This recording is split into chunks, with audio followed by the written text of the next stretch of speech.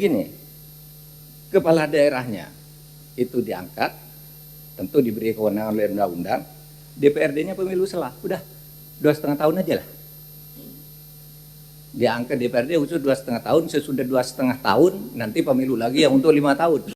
Sehingga keserentakan itu akan ketemu nanti di tahun 2034. Akan itu ya sektoral aja, menghadapinya lebih gampang karena itu terikat dengan keseluruhan sistem, sehingga tidak sembarang juga bisa diubah kecuali memang bisa disesuaikan dengan seluruh sistemnya. Saudara, ketika saya dikirim surat ini, saya tanya, ada hal-hal yang mau dibahas apa? Nggak ada, Pak, katanya. Pokoknya undang-undang pemilu lah yang sekarang ini sedang akan dibahas gitu. Bukan tebal sekali, saya bilang, dari mana gitu. Oleh sebab itu ya sudah saya datang. Tidak seperti Pak Jimli sudah menyiapkan pointers, apalagi nanti mungkin Mas Refli itu lebih rinci biasanya. Mudah-mudahan saya datang dengan mendengar, lalu kalau ditanya maksud saya mungkin akan memberi jawaban dengan catatan bahwa pemilu itu sifatnya adalah open legal policy. Apapun yang bapak-bapak di legislatif buat itu terserah pilihan aja gitu. Tidak ada yang benar dan salah, itu pilihan politik sebenarnya. Kalau sudah sifatnya open legal policy. Seperti tadi, misalnya, pemilu itu apa menggunakan sistem proporsional terbuka apa tertutup? Tidak ada yang salah, Bapak aja yang buat. Apakah sekarang masih boleh kembali? Boleh. Misalnya ya, kembali ke sistem daftar proporsional tertutup, apa boleh? Boleh. Dulu MK kok memutus itu harus sistem terbuka? Enggak, yang buat itu DPR sendiri. Pasal 5 Undang-Undang Nomor 10 Tahun 2008 itu mengatakan pemilu diselenggarakan dengan sistem proporsional terbuka. Itu bunyinya. Lah kok di MK menjadi terbuka? Betul. Lah MK hanya membatalkan pasal 214 yang menyatakan terbuka itu artinya sesudah di atas orang yang lewat 30% dari BPP, kan gitu. Artinya kalau ada 10 calon, yang nomor 1 cuma dapat 5, yang nomor 9 dapat 25, tapi 25 itu belum 30% dari BPP, ya yang jadi tetap yang dapat 5 suara itu, sehingga kita coret 30%-nya saja. Kalau sistemnya itu sepenuhnya open legal policy. Berkali-kali saya sampaikan dulu karena waktu Pak Taufik Kemas di PDIP, apa tidak bisa Mas pakai proporsional? Bisa, itu kan DPR yang buat.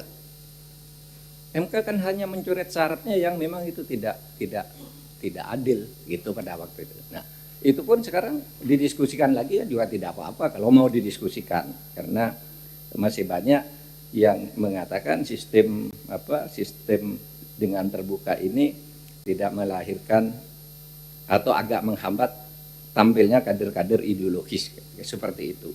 Lah proporsional ya silahkan aja. Saya menyampaikan pendapat itu boleh untuk dibahas, tinggal nanti kesepakatannya seperti apa. Nah, pilkada langsung atau tidak langsung, seperti kata Pak Jimli tadi, dibahas lagi aja enggak apa-apa, karena pada dasarnya kalau berdasar putusan MK, vonis yang dibuat oleh Pak Jimli tahun 2004 nomor 72 dan nomor 73 itu jelas mengatakan pilkada itu bisa langsung, bisa tidak langsung. Terserah Anda mau pakai apa. Pada waktu itu kan acuannya presiden. Pilpres kok langsung, kenapa pilkada tidak? Nah, di vonisnya Pak Jimli itu disebut. Pilpres itu kan memang sudah disebut harus langsung. Kalau pilkada kan demokratis. Jadi boleh mau langsung, boleh lewat DPRD. Ini juga terbuka lah kalau sekarang mau dibahas lagi. Lewat DPRD aja, boleh. Dasarnya apa? Vonis MK nomor 72 dan 73. Vonis-vonis MK yang lain yang banyak itu apa? Gitu. Vonis MK yang lain yang banyak yang mengatur pemilihan tidak langsung itu dibuat oleh MK karena DPR sudah memilih pemilihan langsung. Nah, kalau langsung gini nih caranya kata MK, kan begitu. Bukan berarti tidak boleh ketidak langsung, bukan berarti pemilihan langsung itu terus mengikat harus dilakukan. Kalau kembali ke akarnya yang dibuat oleh MK tahun 2004 nomor 7273 itu ya boleh saja kalau misalnya kembali ke langsung. Itu yang disebut open legal policy. Bapak-bapak bisa melakukan apapun bersepakat dengan rakyat, tentu saja bersepakat dengan rakyat melalui wakil-wakilnya dalam lembaga legislatif di DPR.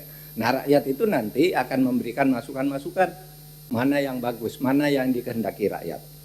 Rakyat pun kan juga tahu bahwa itu adalah open legal policy. Pasti ada perbedaan pendapat.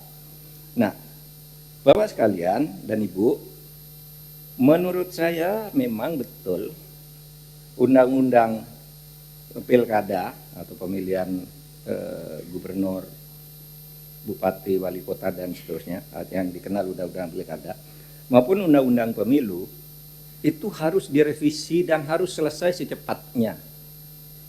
Kenapa secepatnya? Karena tahapan pemilu itu sudah akan ya kalau belajar dari yang kemarin.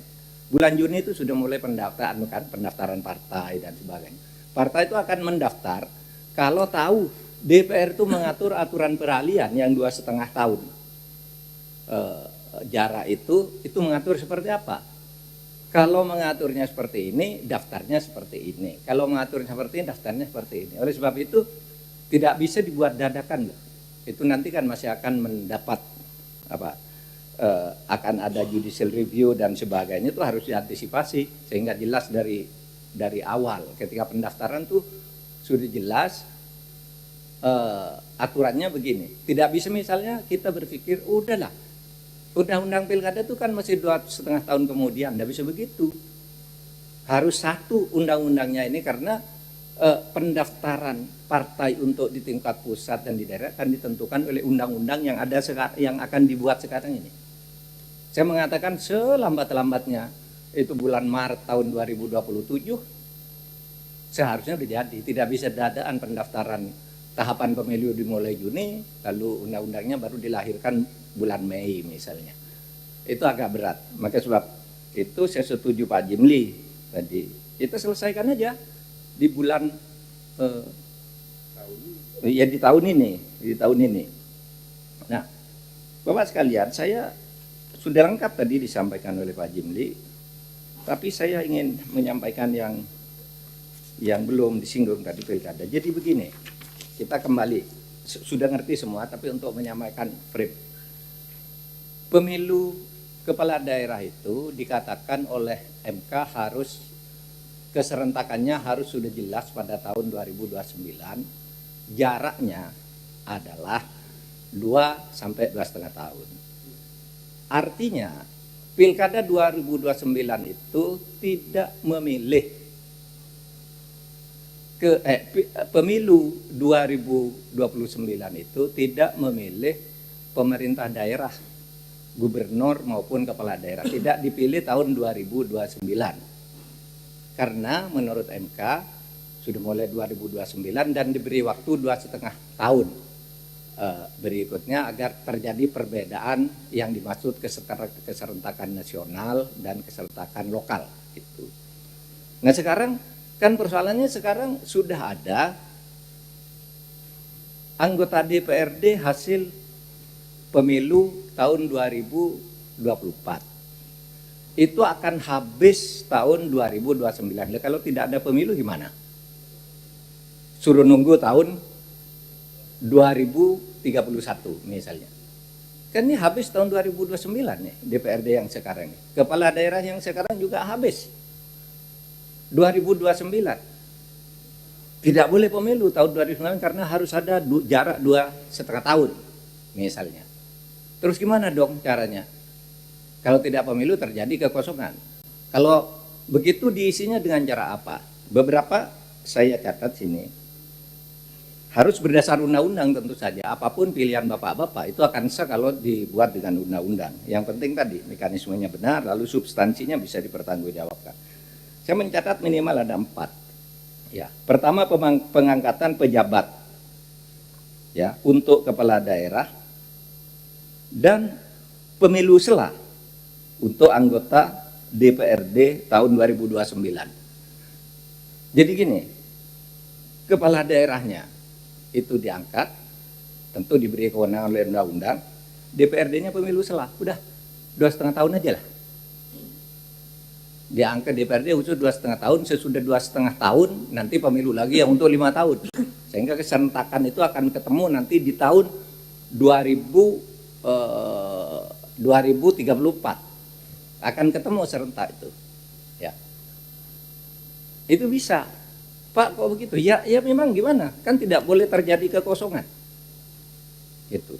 Atau yang kedua, dilakukan perpanjangan masa jabatan kepala daerah dan anggota DPRD sampai pelantikan hasil pemilu lokal 2 atau 2,5 tahun berikutnya. Perpanjangannya semua atas nama undang-undang itu bisa. Kalau undang-undang mengatakan begitu kan pelaksana politik negara yang ditentukan rakyat kan lewat DPR gitu. Jadi perpanjang aja semua, dan tentu tidak mudah karena ini berpotensi menimbulkan gejolak di kalangan parpol, ya kan? Nanti parpol ada, loh, enggak mau dong saya kalau 2,5 tahun, atau kalau diperpanjang semua, loh yang saya sudah antri lama nih kok diperpanjang lagi, saya mau pemilu sekarang, kata yang satunya, kan itu harus pasti akan terjadi nanti di situ. Kemudian yang ketiga, kembali ke pemilihan kepala daerah secara tidak langsung, lebih praktis tuh, udah kembali secara tidak langsung, di mana kepala daerah dipilih DPRD sesuai dengan vonis MK itu bahwa pilkada langsung maupun tidak langsung dipilih oleh DPRD, tapi tetap dengan memilih masa peralihan tadi itu mau diapakan yang ada. Alternatif pilihannya bisa kombinatif, misalnya menggunakan alternatif 3 tapi harus dilalui alternatif nomor 1 atau nomor 2 dan seterusnya. Nah, banyak simulasi tentang ini Bapak dan Ibu sekalian, sehingga nanti menurut saya DPR ini akan menjadi hangat dalam wacana ini, dan itu penting menjadi hangat itu, karena kalau sudah selesai, kalau pertarungannya seru dan meaningful participation-nya terpenuhi, saya kira akan sangat bagus. Bapak-bapak dan Ibu sekalian, saya kebetulan sama dengan Pak Jimli tadi jam 4:30 nanti ada tugas ceramah Ramadan, sehingga nanti paling lama jam 4 kami pulang karena jadwal saya untuk ceramah itu sudah lama dijadwal gitu, sehingga saya minta maaf, tapi saya akan ikut sampai selambat-lambatnya jam 4. Terima kasih pimpinan. Assalamualaikum warahmatullahi wabarakatuh.